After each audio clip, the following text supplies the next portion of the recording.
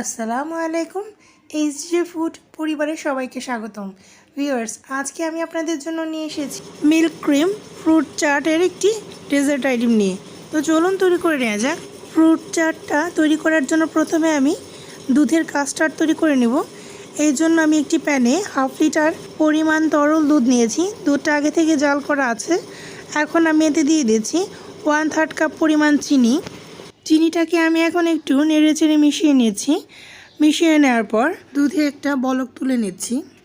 দুধে বলক চলে এসেছে। এই পর্যায়ে আমি একটি বাটিতে 1/2 কাপ পরিমাণ তরল দুধের সাথে 1/4 কাপ পরিমাণ কর্নফ্লাওয়ার এবং 2টি ডিমের কুসুম খুব ভালো করে একসাথে মিশিয়ে নিয়েছি। এখন সেই মিশ্রণটা আমি দুধের সাথে দিয়ে ভালো করে নেড়ে চেড়ে জাল করে কাস্টার্ড তৈরি করে নিচ্ছি। এখন আমি এই ডিম, দুধ এবং কর্নফ্লাওয়ারের মিশ্রণটাকে অল্প অল্প করে ঢালতে থাকবো এবং আমি একটি স্পুন দিয়ে আস্তে আস্তে করে জাল হতে থাকা দুধের সাথে নেড়ে চেড়ে মেশাতে থাকবো, যেন কাস্টার্ডটা নিচে দলা পেকে না যায়। তো কাস্টার্ডের মিশ্রণটাকে আমি খুব ভালো করে দুধের সাথে নেড়ে চেড়ে মিশিয়ে নিই। এই পর্যায়ে 1 চিমটি পরিমাণ লবণ দিয়ে দিচ্ছি। এটা পুরোই অপশনাল, তবে দিলে আসলে মিষ্টির ব্যালেন্স হয়, খেতে ভালো লাগে। এটা অপশনাল, আপনারা চাইলে স্কিপ করতে পারেন। তো আমি ভালো করে নেড়ে চেড়ে কাস্টার্ডটাকে জাল করে ঘন করে নিচ্ছি। আর এই জন্য আমি চুলার হিটটা কিন্তু কমিয়ে নিয়েছি, তা না হলে কাস্টার্ডটা কিন্তু ছিটে আপনার হাতে এসে পড়তে পারে। জাল করতে করতে কাস্টার্ডটা ঘন হয়ে গেছে। ভিউয়ার্স, আপনারা নিশ্চয়ই দেখতে পাচ্ছেন এটা কতটা ঘন হয়েছে। এটা যখন ঠান্ডা হবে তখন আরও বেশি ঘন হয়ে যাবে। তো এই পর্যায়ে আমি চুলাটা অফ করে দিয়ে কাস্টার্ডটাকে নামিয়ে ঠান্ডা করে নিচ্ছি। তো কাস্টার্ডটা ঠান্ডা হতে হতে আমি এখানে চুলায় একটি পাতিল বসিয়ে তাতে পানি ফুটিয়ে নিয়েছি এবং আমি আগে থেকে 1/2 কাপ পরিমাণ সাবুদানা ভালো করে ধুয়ে পানি ঝরাতে রেখে দিয়েছিলাম। সেই সাবুদানাটা এখন আমি এই ফুটন্ত পানিতে দিয়ে দিচ্ছি এবং সাবুদানার কালারটা ট্রান্সপারেন্ট হওয়া পর্যন্ত জাল করে নিচ্ছি।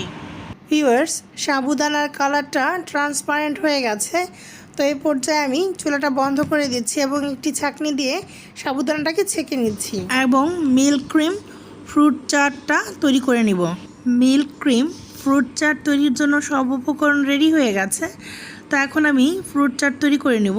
ফ্রুট চাট তৈরির জন্য আমি এখানে একটি মিক্সিং বোল নিয়ে নিয়েছি। শুরুতেই আমি যেই কাস্টার্ডটা তৈরি করে রেখেছিলাম সেটা পুরোপুরিভাবে ঠান্ডা হয়ে গেছে। এখন আমি এটা মিক্সিং বোলে নিয়ে নিচ্ছি। আপনারা নিশ্চয়ই দেখতে পাচ্ছেন এটা কতটা ঘন এবং ক্রিমি হয়েছে। দেখতে খুব ইয়ামি মনে হচ্ছে না? আসলে এটা অনেক ইয়ামি হয়েছে। কাস্টার্ড ক্রিমটা তো নেওয়া হয়ে গেছে। তো এখন আমি সবশেষে যে সাবুদানাটা সেদ্ধ করে নিয়েছিলাম সেটা আমি এখন এই কাস্টার্ড ক্রিমের সাথে দিয়ে দিচ্ছি এবং খুব ভালো করে নেড়ে চেড়ে মিশিয়ে নিচ্ছি। সাবুদানাটাকে কাস্টার্ড ক্রিমের সাথে মিশিয়ে নেওয়ার পর আমি এতে অ্যাড করে দিচ্ছি 2 টেবিল চামচ পরিমাণ ডানো ক্রিম। আর এই ডানো ক্রিমটা দিয়ে আমি আবারও একটু ভালো করে নেড়ে চেড়ে মিশিয়ে নিচ্ছি। এখন আপনাদের কাছে যদি ডানো ক্রিম না থাকে, যদি হুইপ ক্রিম থাকে, সেখান থেকে আপনারা 2 টেবিল চামচ পরিমাণ দিতে পারেন, অথবা হুইপ ক্রিমও যদি না থাকে তবে আপনারা 2 টেবিল চামচ পরিমাণ দুধের সর বা মালাই এর সাথে যোগ করে দিতে পারেন। কাস্টার্ডের সাথে ক্রিমটা মিশিয়ে নেওয়ার পর এখন আমি এতে ফলগুলো অর্থাৎ ফ্রুটগুলো দিয়ে দিচ্ছি, কারণ এটা তো ফ্রুট চাট মানে ফলের চাট।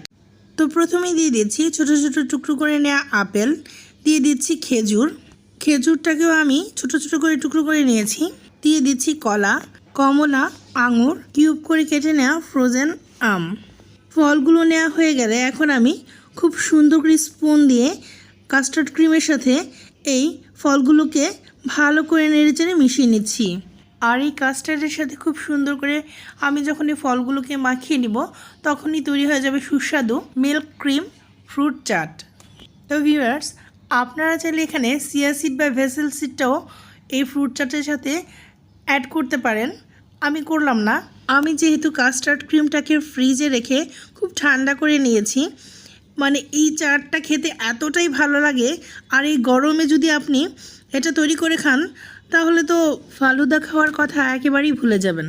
ভিউয়ার্স, আপনারা নিশ্চয়ই দেখতে পাচ্ছেন ফ্রুটগুলোকে ক্রিমের সাথে মেশানোতে এটা কতটা লোভনীয় হয়ে উঠছে। আর এটা এতটাই হেলদি এবং টেস্টি যে এই গরমে অতিথি আপ্যায়নে আপনি ডেজার্ট হিসেবে এই আইটেমটা নির্দ্বিধায় রাখতে পারেন। তো আমার মিল্ক ক্রিম ফ্রুট চাটটা তৈরি হয়ে গেছে। কি দেখে মনে হচ্ছে না এখন একটু খেয়ে নেই। তো ভিউয়ার্স, আজ এ পর্যন্তই। আশা করি আজকের রেসিপিটা আপনাদের ভালো লেগেছে। ভালো লেগে থাকলে একটু লাইক দিবেন, চ্যানেলটি সাবস্ক্রাইব করবেন, ফ্রেন্ডস এবং ফ্যামিলির সাথে বেশি বেশি শেয়ার করবেন। আর সব কথার প্রথম কথা, বাসায় এই ডেজার্টটা বানিয়ে খেয়ে আমাকে জানাবেন কেমন হয়েছে।